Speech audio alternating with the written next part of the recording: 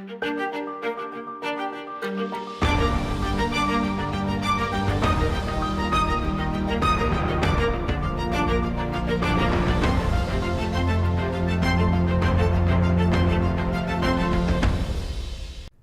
to Search for Signs. My name is Gary Willing. If this information interests you, please press the like and subscribe button and press the bell for notifications. Today I wanted to talk briefly about Maitreya.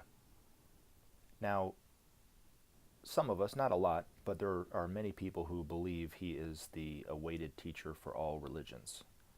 I know that smacks in the face of people's beliefs. People react.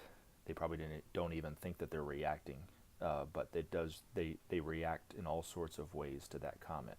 Now, I've had many experiences with Maitreya. I've met him many times, like I was saying in a previous video, and we're going to talk more about my experiences that lead me to believe that Maitreya is the one awaited by all the religions, not just the Christ for the Christians, but he comes for the entire world. The whole world awaits a teacher, whether they realize it or not.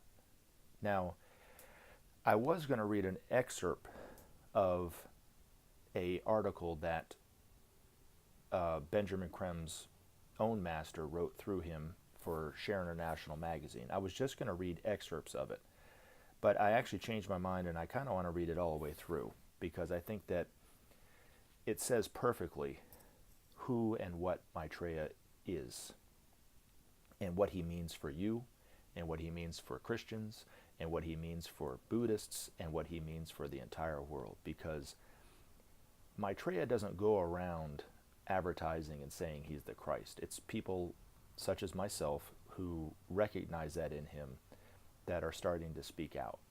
So I just wanted to make that very clear because I think people miss that. They think that Maitreya is thinking he's the, saying he's the Christ.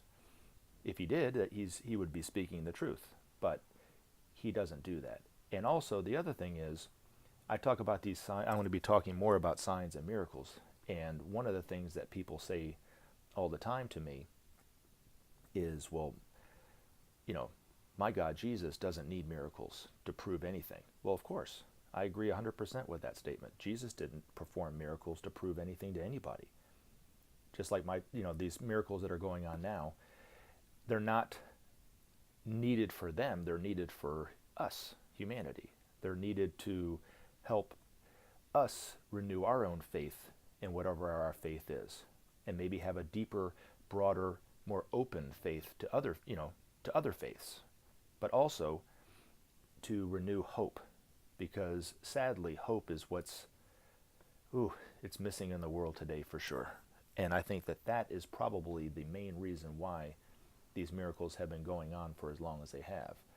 The other thing too, when we talk about the reappearance of the Christ from an esoteric perspective, which all that means is the general public doesn't see it that way or doesn't know it that way yet.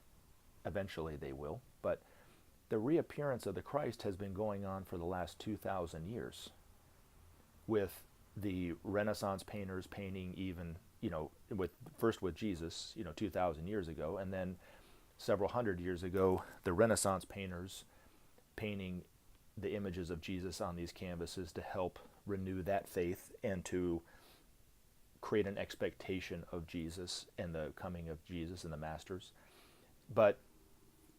And even now, with World War I and World War II having already taken place and the Antichrist appearing through the Axis powers and having the destruction aspect that they did, and even today, for the last 40 some odd years, slowly, surely, Maitreya finally is coming out on TV and talking to everyone in the world. Now, you may not have seen him on TV. I haven't seen him yet, I don't think, but he's not saying he is the Christ or he is, the Buddha or whatever, or even Maitreya. He is just talking as a concerned citizen who has probably a broader and better view on the solutions to our problems that we've created ourselves, by the way. They're not God-made, they're man-made problems. And he's here to help us, guide us, to solve our own problems. We made the mess, we got to clean it up, as my mom would always say. But I wanted to read this, and hopefully it will resonate with you. Many people await the return of the Christ with trepidation and fear. They sense that his appearance will promote great changes in all departments of life. His values, they rightly assume, will necessarily alter their ways of thinking and living, and they blanch at such a prospect. Besides, so mystical has been the view of the Christ presented down the centuries by the churches that many fear his judgment and omnipotent power. They await him as God, come to punish the wicked and reward the faithful.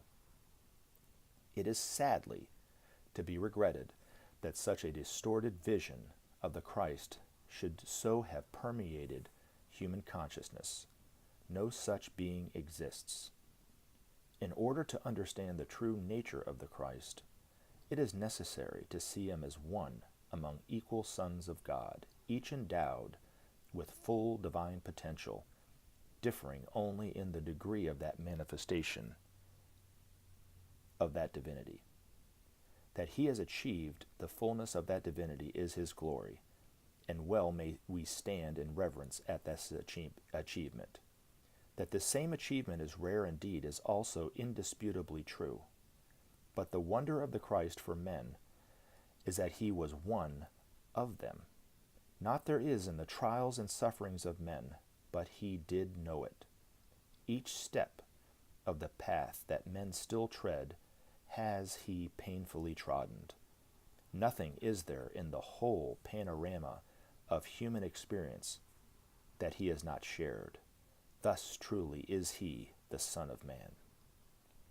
There can be little doubt that were he to appear unannounced in our midst, few would recognize him. So far from the general notion is he that he would pass unnoticed in the crowd. Thus it is today among his brothers as he awaits man's invitation to begin his mission. Many who see him daily know him not. Others recognize him, but are afraid to speak. Still others wait and pray, hopeful that he may be the one for whom they dare not hope. Only his declaration before the world will establish him in the sights and hearts of men. While we await that day of days, let us clarify in our minds the reason for his return. Let us understand the nature of the task which he has set himself. To establish in our midst the fact of God has he come. To recreate the divine mysteries is he here. To teach men how to love and love again is he among us.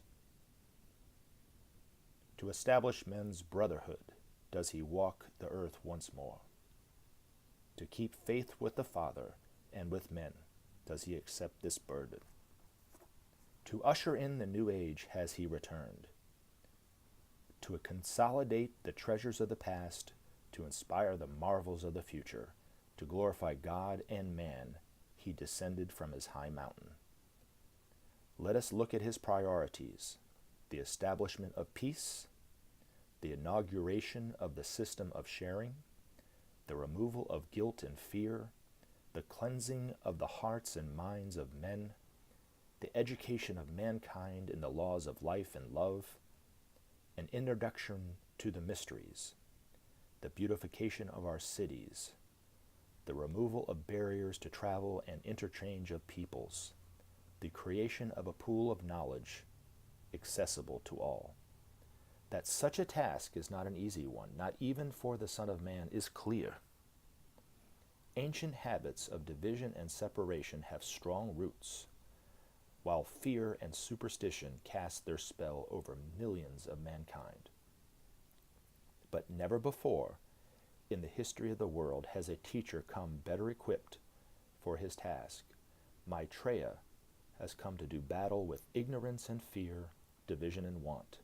His weapons are spiritual understanding, knowledge and love. His shining armor is truth itself. The the Son of Man was written by Benjamin Creme's master in June of 1984. For further information, you can go to Share International's webpage, which I have the link below. Thank you for letting me share my side of the story, and we'll be talking again in future videos. Thank you.